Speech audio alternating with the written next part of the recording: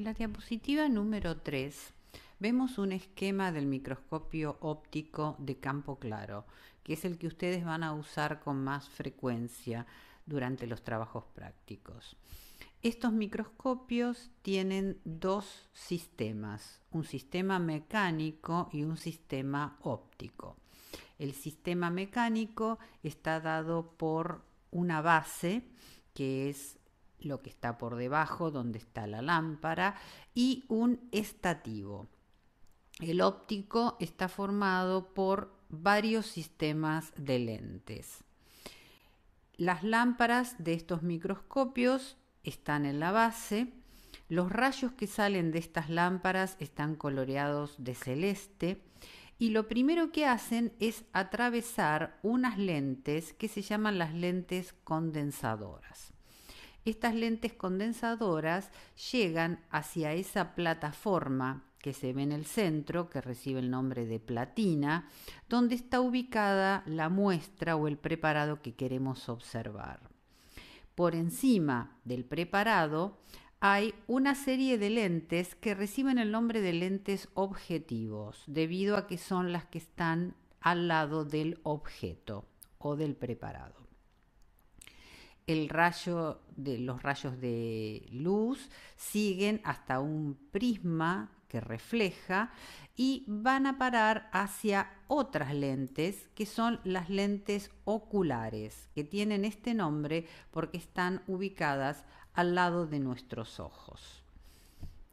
Las lentes objetivo tienen distintos aumentos, mientras que la lente ocular suelen tener entre 10 y 15 aumentos. Diapositiva número 4 nos muestra las unidades que vamos a utilizar para poder darnos cuenta de los tamaños aproximados de lo que estamos observando en el microscopio. Arriba de todo vemos que un metro equivale a 1000 o 10 al cubo milímetros, a 10 a la sexta micrones, 10 a la novena nanómetros, 10 a la décima angstrom y 10 a las 12 picómetros. Un milímetro es igual a 1000 micrones. En la diapositiva número 5 vamos a ver qué es el límite de resolución. El límite de resolución, que se define con la letra D minúscula, es la distancia mínima que debe existir entre dos puntos de lo que estamos observando para que esos puntos se vean separados. El límite de resolución depende fundamentalmente de la luz utilizada, o sea, de la longitud de onda de la luz utilizada, y también de una característica que es de cada microscopio, que es la apertura numérica o AN.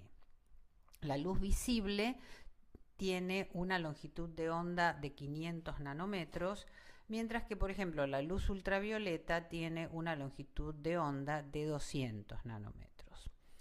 El límite de resolución del ojo humano es de 0,2 milímetros, o sea que nosotros podemos distinguir con nuestros ojos como separados solo una distancia de 0,2 milímetros.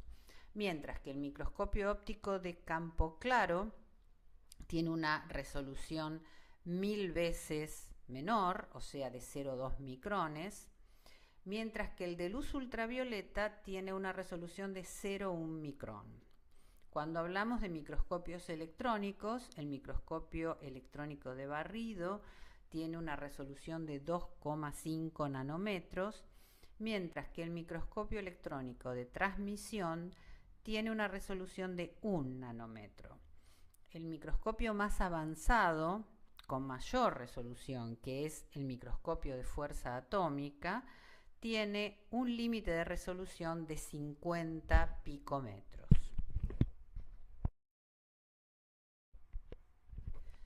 En la diapositiva número 6 vemos cómo se realiza el cálculo de la apertura numérica, que como ya les dije es una característica de cada microscopio. Es la medida de la capacidad de este microscopio de agrupar las refracciones de la luz producidas por los detalles de un objeto. La apertura numérica se calcula multiplicando nu, que es el índice de refracción del medio que separa el cubreobjetos de la lente objetiva.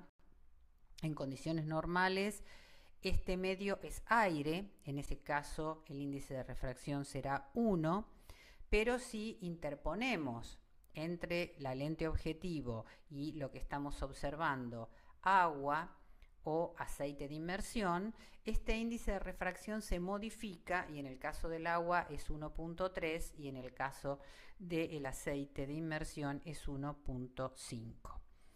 Este índice de refracción se multiplica por el seno de alfa. En el esquema que ustedes ven abajo a la izquierda, ven que los rayos que atraviesan, están coloreados en celeste, los rayos que atraviesan el objeto entran a la lente objetiva formando un ángulo. La mitad de ese ángulo es lo que se denomina el ángulo alfa o ángulo de semiapertura. Y está limitado, es un ángulo limitado por los rayos más periféricos que tienen la capacidad de entrar a la lente objetivo.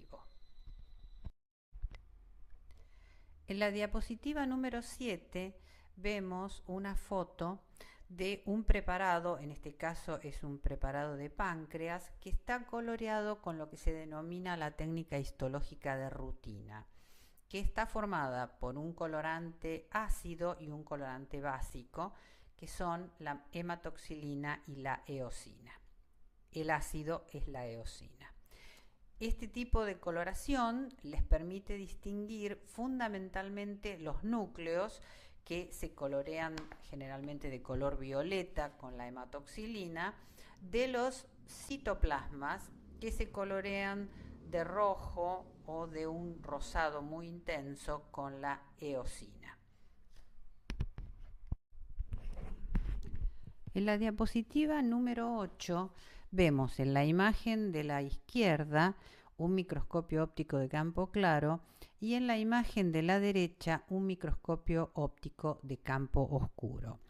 La diferencia entre ambos, como pueden ver en la figura de la derecha, es que se interpone un disco opaco, de ahí el nombre de campo oscuro, entre la lámpara que ilumina y la lente condensadora.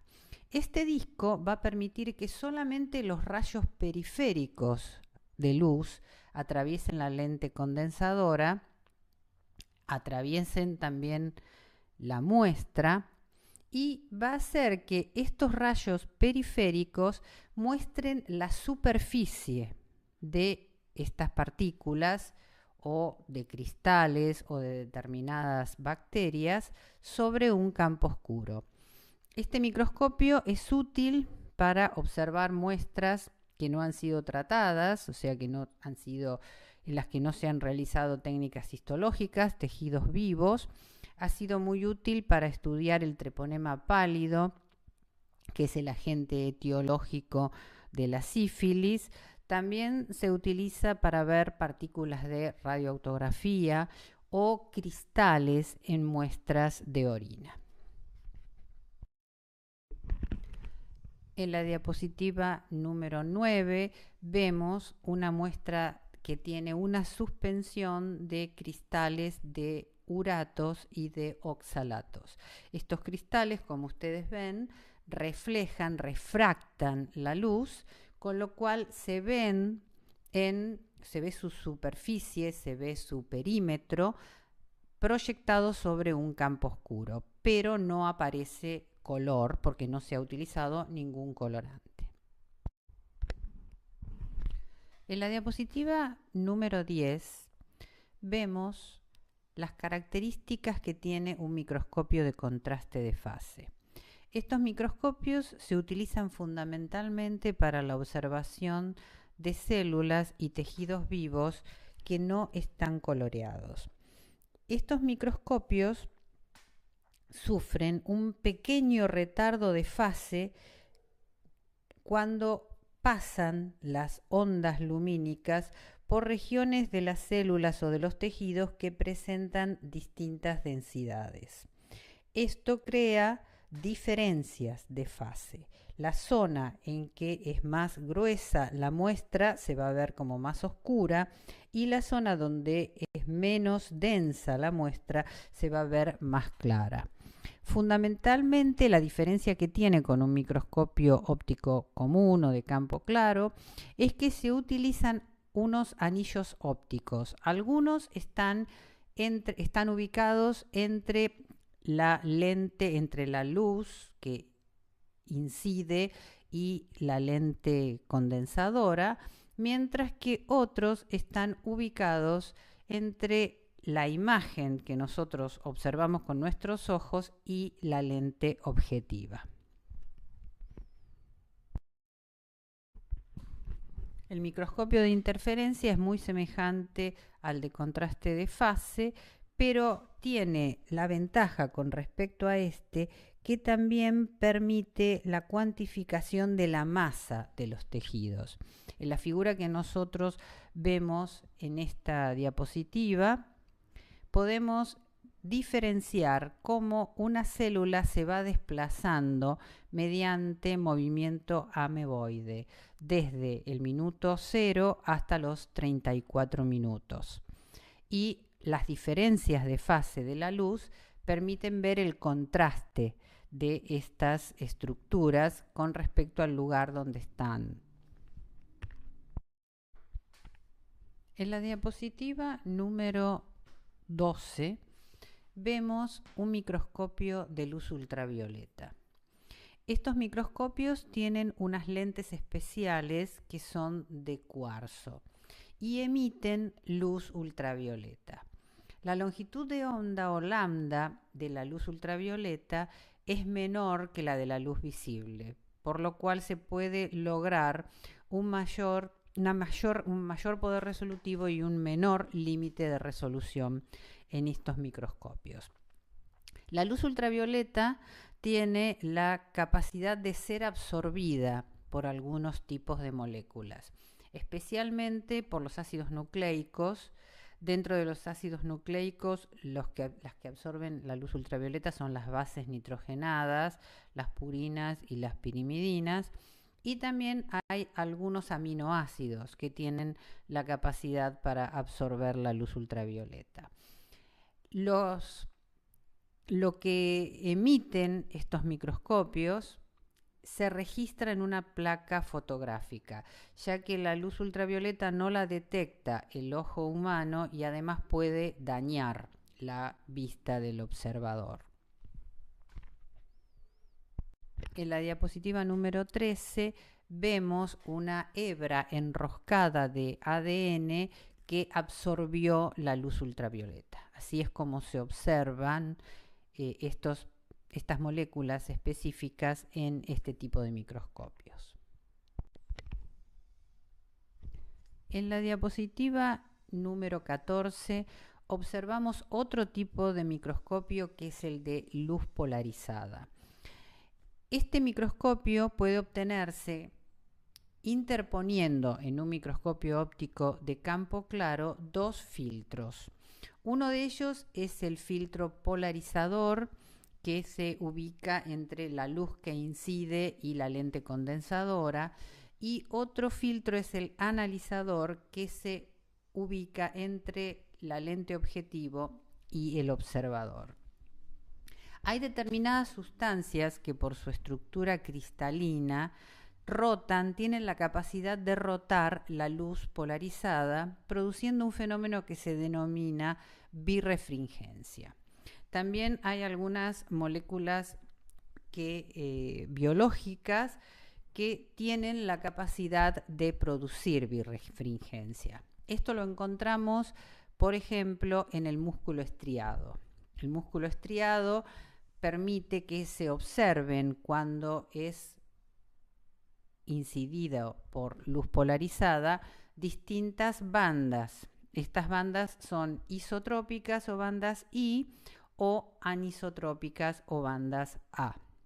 Otra característica de este tipo de microscopios es que permite observar células y tejidos vivos. En la diapositiva número 15 observamos un preparado donde se ven fibras musculares esqueléticas o cardíacas. En este caso son esqueléticas, debido a que sus núcleos se encuentran en la periferia. En estos tejidos nosotros podemos observar, cuando incide la luz polarizada, que hay zonas que presentan birrefringencia, que son las bandas oscuras. Estas bandas oscuras se denominan bandas A o anisotrópicas, y hay otras bandas que son claras, que se denominan bandas I o isotrópicas. En caso de las bandas claras, no hay birrefringencia.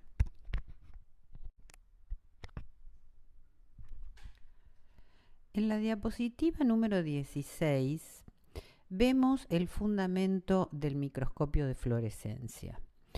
Hay algunas moléculas que fluorescen naturalmente, como por ejemplo la vitamina A o algunos neurotransmisores. Se dice que una molécula fluoresce cuando emite luz de una longitud de onda dentro del espectro visible al exponerse a una fuente de luz ultravioleta.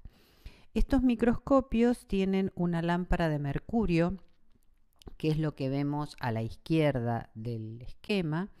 Esta lámpara de mercurio emite luz ultravioleta. Esta luz ultravioleta atraviesa un tipo de filtro que se llama filtro de excitación, que emite un haz de luz monocromática. Esta luz monocromática, por medio de un espejo dicroico, atraviesa otro filtro que se llama el filtro de emisión, y la luz que atraviesa este otro filtro pasa por la lente objetivo. Hay lentes objetivos especiales en estos microscopios. Generalmente hay pocas sustancias que autofluorescen. Entonces, lo que se hace es, por ejemplo, unir a determinados anticuerpos o sondas de ADN o ARN con colorantes fluorescentes. Por ejemplo, la fluoresceína, que tiene una coloración verde, o la rodamina, que tiene una coloración roja. Cuando estas sustancias emiten la fluorescencia, esa fluorescencia es captada por el ojo a través de la lente ocular. En la diapositiva número 17 vemos un ejemplo de una célula que fue observada con un microscopio de fluorescencia. Lo que se hizo en este caso fue utilizar un anticuerpo anti la proteína actina marcado con fluoresceína. Al unirse este anticuerpo a las moléculas de actina que están en la célula, se ve cómo todas las moléculas delimitan el citoesqueleto y también la cantidad de actina que rodea al núcleo. En la diapositiva número 18 vemos un esquema y una foto de un microscopio confocal. El microscopio confocal es un tipo especial de microscopio de fluorescencia. También permite observar preparados histológicos en los cuales se hayan empleado anticuerpos o sondas marcadas con sustancias fluorescentes, con fluorocromo, pero la calidad de la imagen es superior porque el foco se realiza en un único plano focal y se elimina toda la información que está fuera de foco. En el esquema que ustedes ven a la derecha pueden observar que estos microscopios tienen dos tipos diferentes de lentes. La lente del fototubo, que es la que está a la derecha, y la lente objetivo, que es la que está por debajo. La fuente luminosa de estos microscopios es láser. Estos microscopios permiten ver muestras biológicas en 3 dimensiones. Lo que hace el rayo láser, la fuente luminosa, como ven, está hacia la izquierda, es iluminar o escaneando, o recorriendo o escaneando la superficie del preparado, de manera que los fluorocromos excitados emiten su luz y esta luz pasa por un orificio que se llama el orificio confocal y es recogida por un detector electrónico o una cámara que está conectada a una computadora. El orificio confocal permite pasar la luz proveniente de un único plano focal e impide que pasen rayos de otros planos que hacen que la imagen aparezca desenfocada. Estos microscopios pueden pueden buscar imágenes a partir de distintos niveles de una muestra, entonces hacen un escaneo general. Todas las imágenes recorridas, o sea, toda esa disección de la muestra es tomada por la computadora y por programas de reconstrucción tridimensional se obtiene la imagen. Como ustedes ven en la foto de la izquierda, el microscopio está adosado a una computadora. En la diapositiva número 19 ven las diferencias que existen entre un microscopio de fluorescencia común y un microscopio confocal. Las 3 imágenes de la izquierda se obtuvieron con un microscopio de fluorescencia, con lo cual se enfoca el objetivo en un solo plano a la vez, mientras que a la derecha el rayo láser barre todos los puntos del plano focal y entonces aparece muchísimo más nítida la imagen y en 3 dimensiones. En la diapositiva número 20 vemos el principio del microscopio electrónico de transmisión. Este tipo de microscopios no utiliza luz visible, sino que la luz o la lambda que incide es la de un haz de electrones. Recuerdan que la luz visible tenía una lambda de 500 nanómetros. Bueno, la lambda de un haz de electrones es de 0.005 nanómetros. O sea que nosotros con este microscopio obtenemos una resolución que es 1000 veces mayor que la obtenida con el microscopio óptico. El principio es el siguiente: se calienta un filamento de tungsteno, que se considera el cátodo, arriba de la figura, y se emite un haz de electrones que es captado por el ánodo. Hay una serie de lentes, lo mismo que ocurre en el microscopio óptico, pero estas lentes son bobinas electromagnéticas. La más cercana al ánodo es una lente condensadora que lo que hace es aumentar y focalizar el haz de electrones en un determinado punto. Ese haz de electrones atraviesa el espécimen, o sea, atraviesa nuestra muestra, y luego de atravesar esta muestra llega a la segunda lente, que sería la lente objetiva, que también es una bobina electromagnética. Esta lente objetivo emite este haz electrónico y llega a una tercera lente que es una lente proyectora. Y esta lente proyectora pasa la figura generalmente a la pantalla de una computadora o a un film fotográfico. Debido a que solamente hay colorantes que muestran el espécimen en distintos tonos de grises y en blanco y negro, nosotros no vamos a ver colores con el microscopio electrónico. En la diapositiva número 21 vemos una foto de un microscopio electrónico de transmisión. En la parte central es donde se encuentran el ánodo y el cátodo y toda la serie de lentes que son las bobinas electromagnéticas, y vemos a sus lados las distintas pantallas de las computadoras a las que llegan las imágenes. En la diapositiva número 22 vemos dos fotos obtenidas con un microscopio electrónico de transmisión. La foto de la izquierda muestra el epitelio cilíndrico simple del intestino delgado, específicamente sus células absortivas. Con estos tipos de microscopios decimos que podemos observar la ultraestructura celular. ¿Qué significa esto? Significa que vemos no solamente núcleo y citoplasma, sino que podemos distinguir las organelas citoplasmáticas. A la derecha, por ejemplo, vemos una foto donde se ve una mitocondria en la que se distinguen perfectamente tanto la matriz como las crestas mitocondriales, y alrededor de esta mitocondria vemos cisternas del retículo endoplasmático rugoso y por arriba vesículas y lisosomas. O sea que obtenemos un grado de detalle del interior celular mucho mayor que lo que podemos obtener con un microscopio óptico de cualquier tipo. En la diapositiva número 23 observamos un microscopio electrónico de barrido.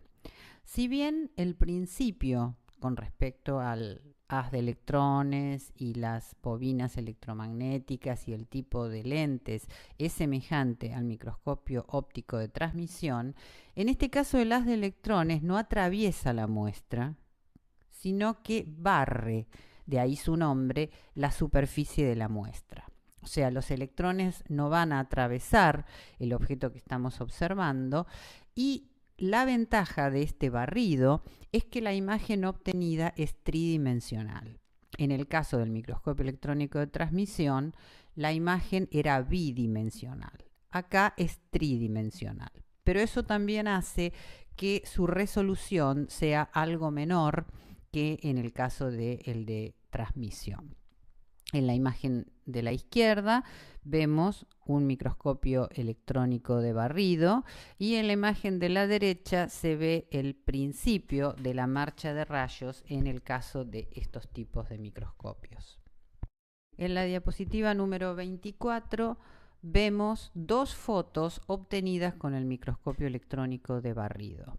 La foto de la izquierda es también del epitelio cilíndrico simple del intestino delgado, son células absortivas como las que habíamos observado con el microscopio electrónico de transmisión, pero acá pueden ver la superficie, o sea, vemos cómo estas células son tridimensionalmente, se ve perfectamente en la parte superior sus microvellosidades, la ubicación de los núcleos, pero no podemos ver el interior, o sea, la ultraestructura celular se observa solo con el de transmisión. A la derecha tenemos una bacteria que es alargada, una forma similar a la de una mitocondria, pero no se puede ver el interior, como ocurría en el caso del microscopio electrónico de transmisión. En la diapositiva número 25 vemos un microscopio de fuerza atómica, que es el dispositivo más nuevo que se ha desarrollado hasta el momento. Es un tipo de microscopio no óptico que tiene un detector. En la figura de arriba a la izquierda vemos el microscopio que está obviamente adosado a una computadora, y en la parte de arriba a la derecha vemos cuál es el principio de este microscopio. Este microscopio tiene una sonda puntiaguda que está graficada en el esquema de abajo a la derecha, y esta sonda puntiaguda está unida a una estructura que se llama el cantilever.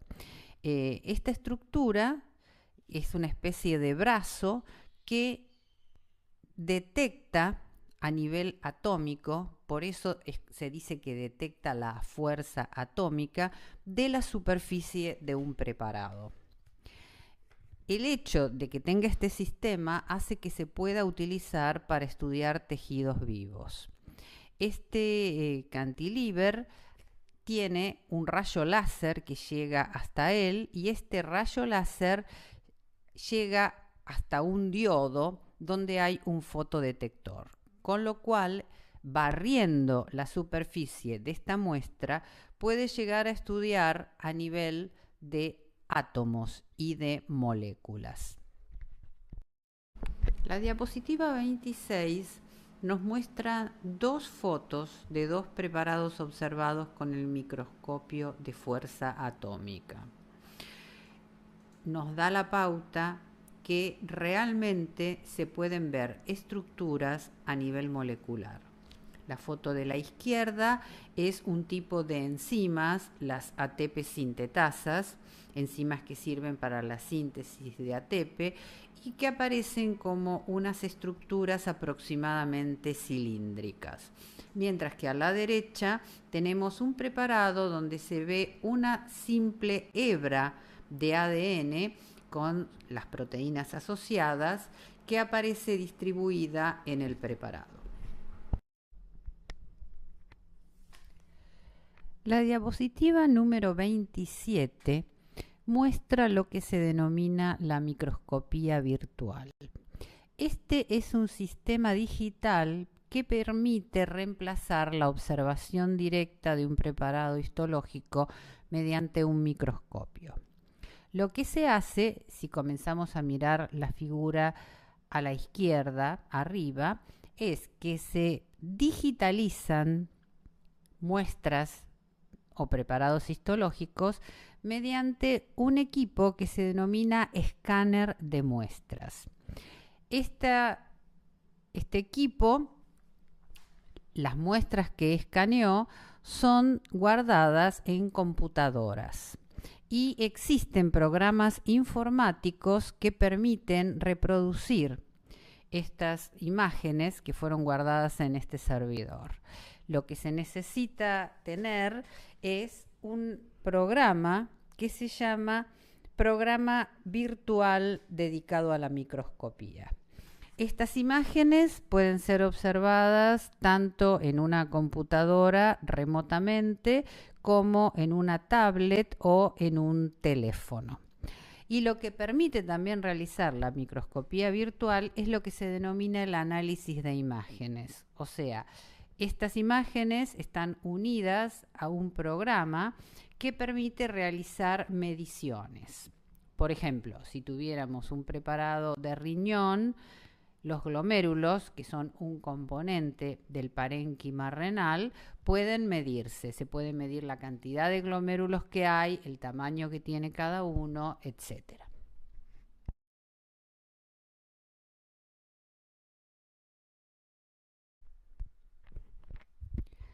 En la diapositiva número 29 vamos a empezar a estudiar cuál es el objetivo de la utilización de técnicas histológicas.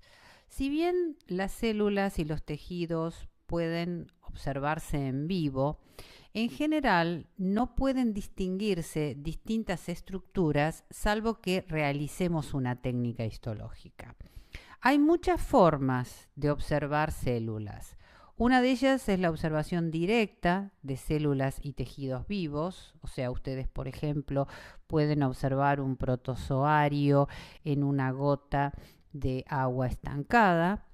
También se realiza el análisis de células y tejidos muertos, para eso se realizan las técnicas histológicas, y también se realiza el estudio de los componentes subcelulares de las células. Ya para esto necesitamos técnicas mucho más sofisticadas y la utilización de microscopios como por ejemplo el microscopio electrónico que hemos visto anteriormente. Todas estas formas de observación nos llevan a comprender la histología, que es también denominada la microanatomía, de células, tejidos y órganos. Y fundamentalmente correlacionar la estructura de lo que estamos observando con la función de esa célula, tejido u órgano. En la diapositiva número 30 vemos algunos de los métodos de observación directa de células y tejidos vivos. Se puede trabajar sobre cultivos de tejidos en los cuales se aíslan células y se hacen crecer en lo que se denomina un cultivo por fuera de un organismo, y ellas crecen en un ambiente con los nutrientes y todos los elementos necesarios para su desarrollo. También se puede utilizar lo que se denominan tinciones vitales, que es cuando se introduce un colorante en un animal que está vivo. Por ejemplo, se puede inyectar en la arteria hepática de una rata una suspensión de carbón que es tomado por un tipo especial de células que están en el hígado, que son los macrófagos de Kupfer. Otro tipo de tinciones que podemos utilizar son las que se denominan supravitales. En este caso, las células o los tejidos están vivos, pero por fuera del animal. Por ejemplo, en lo que se denomina un baño de órgano, donde podemos tener un corazón y realizar esta tinción en este corazón que está vivo, que está latiendo, pero que está por fuera del animal.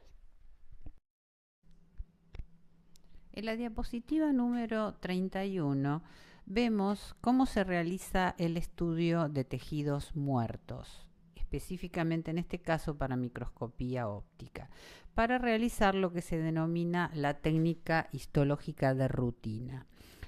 La técnica histológica comprende un paso que es la fijación, generalmente en formalina, la inclusión en parafina, que es un tipo de cera, y la coloración con hematoxilina y eosina. El primer paso de la técnica histológica es la fijación. Este proceso detiene los procesos celulares y mantiene la estructura. O sea, lo que hacen los fijadores es detener el metabolismo celular, impedir la degradación enzimática de las células, o sea, impedir la autodigestión, destruir microorganismos como por ejemplo bacterias. Este proceso hace que el tejido se mantenga con una estructura semejante a la que tenía cuando estaba vivo. En general, la fijación se realiza con formalina. La formalina es una solución acuosa de formol al 37%. Lo que se hace posteriormente es la deshidratación, o sea, el tejido se pasa por alcoholes de concentración creciente, o sea, que van desplazando el agua hasta llegar a una concentración de alcohol al 100%. Luego se realiza el proceso de aclaración, en la cual el preparado se sumerge en sileno o silol o tolueno, que desplaza el alcohol. ¿Por qué se pone sileno? Porque la parafina, que como ya les dije es un tipo especial de cera, es soluble en sileno. Esta parafina tiene un punto de fusión de 56 grados, con lo cual una vez que esta temperatura baja, se endurece y el preparado queda incluido en una estructura que recibe el nombre de taco. Este taco luego se corta con aparatos que pueden realizar cortes de muchísima precisión y muy finitos, de entre 5 y 15 micrones, que reciben el nombre de micrótomos. Cuando estos aparatos realizan el corte a temperaturas bajas, por ejemplo a 4 grados, reciben el nombre de crióstatos. En la diapositiva número 32 observamos cómo se realiza el corte por micrótomo. En el centro está el brazo del micrótomo, en el cual en la punta se pone el espécimen, la muestra, embebida en parafina. Lo que está por debajo es la cuchilla y dando vuelta una manija va avanzando este brazo y se van cortando trozos, secciones muy finas del preparado.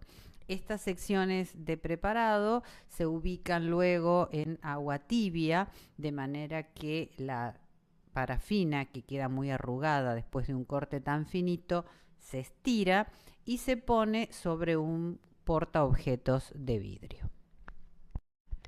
En la diapositiva número 33 vemos cómo continúa la técnica histológica después de haber realizado los cortes por micrótomo para realizar el proceso de coloración de los preparados. Posteriormente, el corte que obtuvimos sufre el proceso de aclaración. La aclaración hace que el sileno, sumergimos estos cortes en sileno o silol, quita la parafina, que es soluble en este componente orgánico. Luego se realiza la hidratación. La hidratación se realiza con concentraciones decrecientes de etanol. Esto se hace porque los colorantes son soluciones acuosas. Entonces nosotros debemos reemplazar el solvente orgánico, o sea, el etanol, por agua.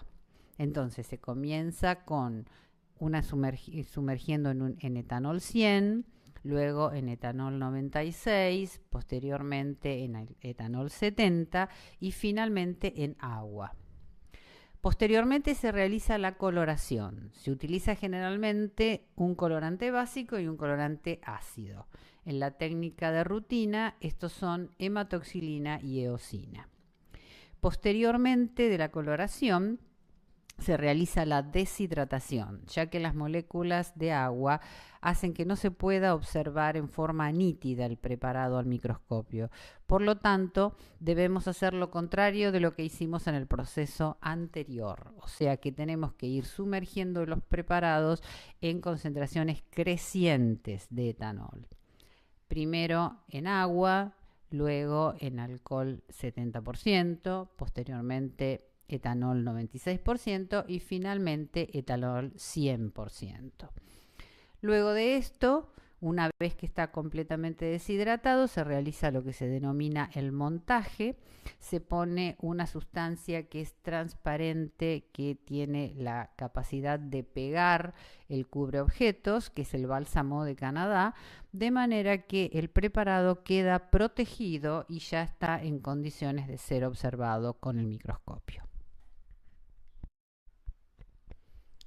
El fundamento de la acidofilia y la basofilia, que es uno de los tantos métodos histoquímicos que se pueden realizar para colorear un preparado, es la atracción electrostática entre cargas opuestas. Los colorantes ácidos o aniónicos forman enlaces electrostáticos con grupos tisulares de carga positiva. La definición de acidofilia y basofilia en histología fue muy anterior a que se sentaran las bases de la química moderna.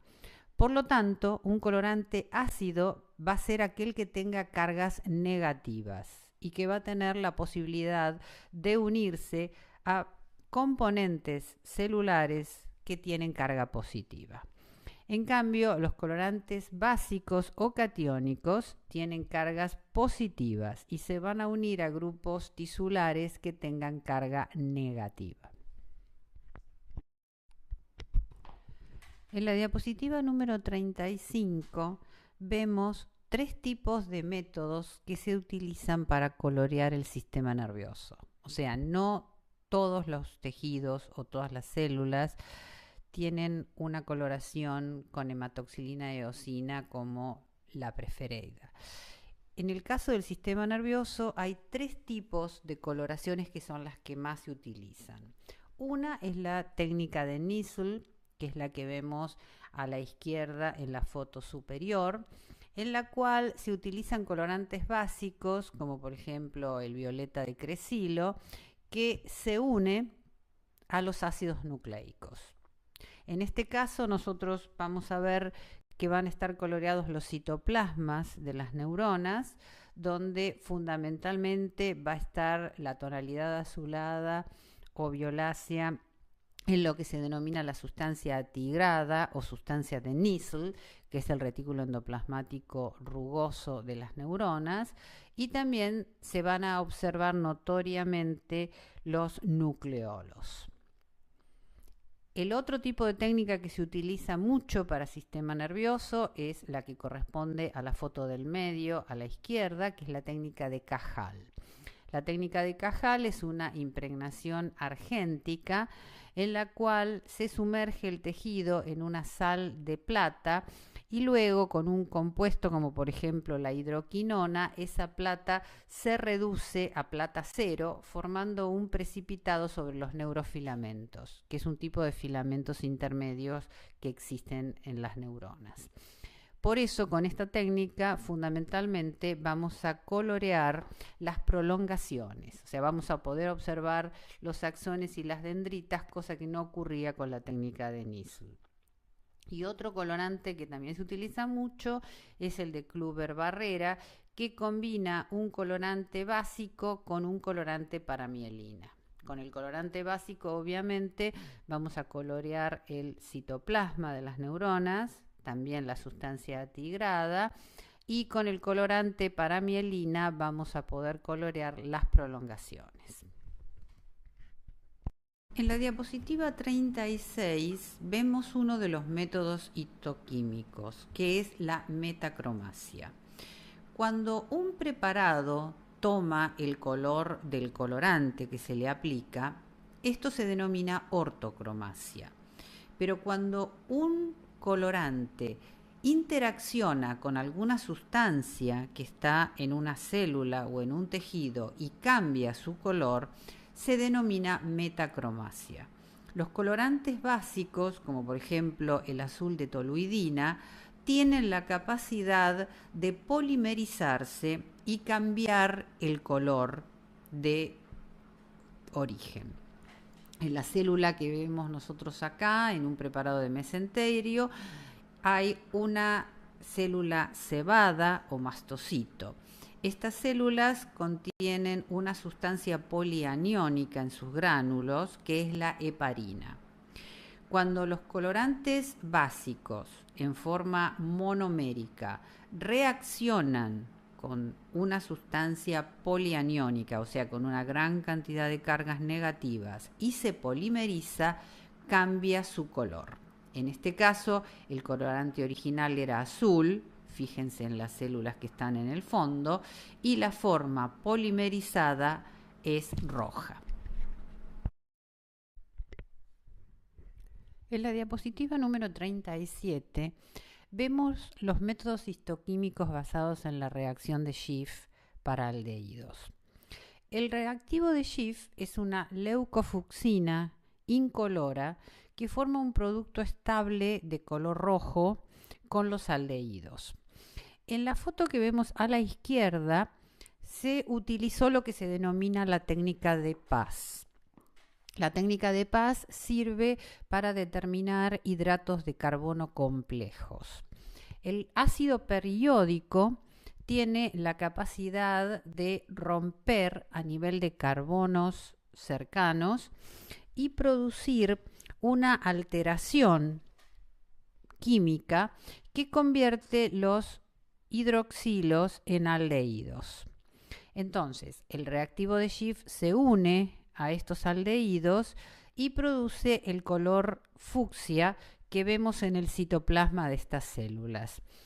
El nombre de Paz viene por la sigla en inglés de ácido periódico reactivo de Schiff. A la derecha vemos otro tipo de determinación que se puede hacer con el reactivo de Schiff, que es la técnica de Feulgen. La técnica de Feulgen sirve para detectar ADN en el núcleo celular. No solamente detecta el ADN en los núcleos en interfase, sino que también permite observar los cromosomas. Fíjense ustedes en las figuras mitóticas que están en el medio de la figura de la derecha, coloreados también de color fucsia. Aquí lo que se hace es, se somete el tejido a una hidrólisis con ácido clorhídrico suave que libera los aldehídos, o sea, rompe a nivel de las desoxirribosas, formando aldehídos, y estos aldehídos reaccionan con el reactivo de Schiff. En la diapositiva número 38 vamos a hablar acerca de un método histoquímico para la determinación de lípidos.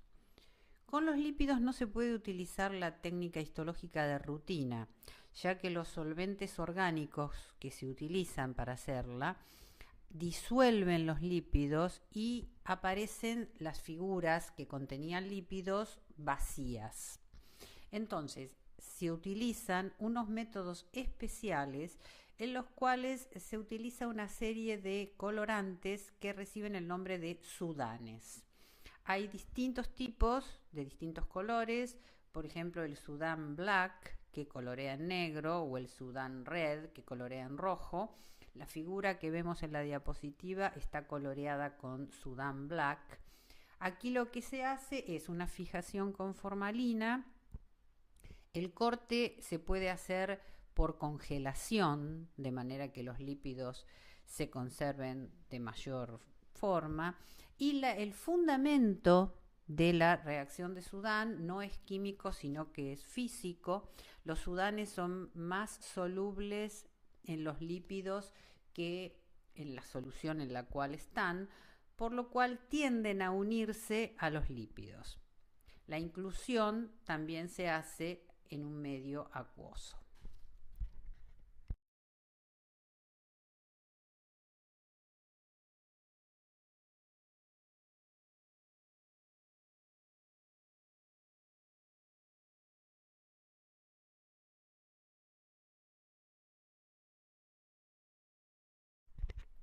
En la diapositiva número 39 vemos un método histoquímico para determinar enzimas.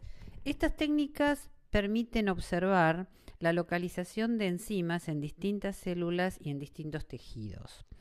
Para eso se debe hacer un proceso de fijación que preserve no solamente la localización de la enzima, sino también su actividad. Generalmente se utilizan cortes por congelación. Para que estas técnicas funcionen, se requiere incubar el tejido con un sustrato, que también se llama reactivo de captura, de la enzima, para demostrar que puede originar un producto que tenga dos características, que pueda precipitar y que pueda dar un color visible. Los reactivos de captura pueden ser, por ejemplo, metales pesados, como pasa en las técnicas de la fosfatasa ácida, o pueden ser colorantes. Para demostrar, por ejemplo, la fosfatasa ácida en las células, se incuba el tejido con un sustrato como el glicerofosfato en presencia de plomo o de calcio, y se forma en el tejido un precipitado de fosfato de plomo o de calcio que es incoloro. Se hace luego una segunda reacción en la cual el fosfato de plomo reacciona con otro producto que es el sulfuro de amonio, originando sulfuro de plomo, que es de color marrón oscuro. Por ejemplo, de esta manera se puede detectar la presencia de la fosfatasa ácida dentro de los lisosomas. En la diapositiva número 40 vemos ejemplos de métodos inmunohistoquímicos. El de arriba a la derecha es un caso de inmunohistoquímica para microscopía electrónica y el de abajo es un caso de inmunohistoquímica para microscopía óptica. Las técnicas inmunohistoquímicas permiten localizar en células y en tejidos componentes químicos mediante el uso de anticuerpos que son específicos. Se pueden localizar proteínas, hormonas, enzimas citosólicas, etc. En el gráfico de la izquierda vemos cómo es el sistema de detección de una enzima determinada. Por ejemplo, en este caso es la catalasa, que es el antígeno, que son las esferas de color verde oscuro.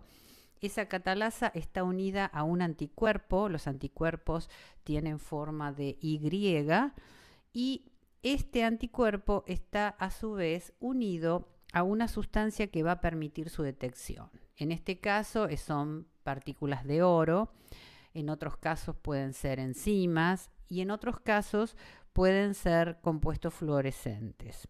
Hay métodos inmunohistoquímicos directos e indirectos.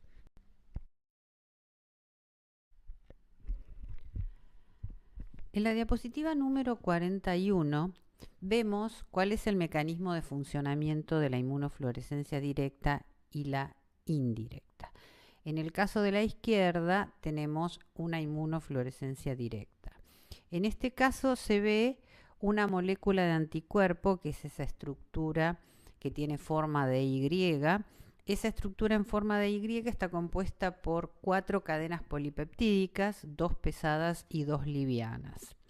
La zona de abajo, que es donde se une el antígeno, o sea, donde se une la proteína específica, que es la proteína de unión de ese anticuerpo, se llama la zona FAB, mientras que la zona de arriba se denomina zona FC. El fluorocromo, que es esa estructura verde con rayos amarillos alrededor, se une a la zona FC. O sea que nosotros podemos detectar una determinada sustancia, por ejemplo una proteína, podría ser la catalasa como en el ejemplo de la diapositiva anterior, y esa proteína une el anticuerpo marcado y se detecta la fluorescencia. En este caso, como habíamos dicho, es directa. En el caso de la derecha es indirecto, o sea, aquí tenemos un anticuerpo primario, que es el que está coloreado de turquesa, y un anticuerpo secundario, que es el que está coloreado de rojo. En este caso, el anticuerpo se une a lo que se denomina el antígeno. Ese anticuerpo que se une al antígeno es el anticuerpo primario, y hay un segundo anticuerpo que es un anticuerpo anti-inmunoglobulina, o sea, anticuerpo, que es el que tiene unido el fluorocromo. O sea que acá tenemos 2 reacciones: la reacción antígeno-anticuerpo con el anticuerpo primario y la reacción del anticuerpo secundario marcado con el primer anticuerpo. La diapositiva número 42 nos muestra una técnica que es muy usada actualmente, que es la hibridación in situ. Este método sirve para localizar ARN mensajero o ADN mediante la hibridación, o sea, la interacción de una secuencia determinada de una sonda de nucleótidos con una secuencia complementaria. Generalmente el término hibridación describe la capacidad de moléculas de una sola cadena monocatenarias de ARN o de ADN para interactuar, hibridar con secuencias complementarias. Nosotros en el gráfico que está a la izquierda vemos cómo se prepara la sonda, o sea, tenemos una molécula, tenemos las 2 cadenas de bases nitrogenadas interactuando de una cadena de ADN. Esta se desnaturaliza y al desnaturalizarse separa en 2 cadenas monocatenarias. Estas cadenas monocatenarias tienen la capacidad de unirse con una determinada secuencia de nucleótidos que sea complementaria a ellas. Esta secuencia de nucleótidos es lo que se denomina la sonda. O sea, esta sonda se utiliza para hibridarse con otra que esté, por ejemplo, en un núcleo celular. Esto se utiliza mucho para el estudio de determinadas patologías genéticas y para estudiar también la expresión de genes. O sea, nosotros acá a la derecha vemos un gráfico donde se ven núcleos de distintas células, donde los puntos que están coloreados de rosa muestran cómo se unieron sondas unidas a colorantes fluorescentes con determinadas secuencias de nucleótidos. Por ejemplo, se puede detectar en un núcleo celular de líquido amniótico si tenemos 2 copias, que es lo que corresponde, o 3 copias del cromosoma 21. El cromosoma 21, cuando está expresado 3 veces, que es lo que se denomina una trisomía, produce el síndrome de Down. En la diapositiva número 43 vemos unas fotos de microscopía electrónica a la derecha que fueron obtenidas después de aplicar una técnica que se denomina radioautografía, que también puede utilizarse para microscopía óptica. Esta técnica sirve para, por ejemplo, detectar en qué zona se sintetiza determinado producto y también el proceso mediante el cual se produce la síntesis. Lo que se hace en este caso es se inyecta una molécula marcada con un isótopo radioactivo, por ejemplo, en el caso de que nosotros querramos detectar la presencia y el camino de síntesis de una proteína, tendríamos que marcar radioactivamente un aminoácido. Este aminoácido, este grupo de aminoácidos marcados se integran a la proteína, o sea, se integra a la macromolécula, y luego se realiza una cobertura de los cortes donde están estos átomos radioactivos con una emulsión fotográfica. Esto se deja durante días y hasta durante semanas y se obtienen unas imágenes debidas a que la emulsión fotográfica tiene una solución de plata y las emisiones de radioactividad hacen que se precipite la plata como plata metálica o plata cero, formando grupos que se colorean de negro. Fíjense ustedes cómo aparecen en las fotos que están hacia la derecha.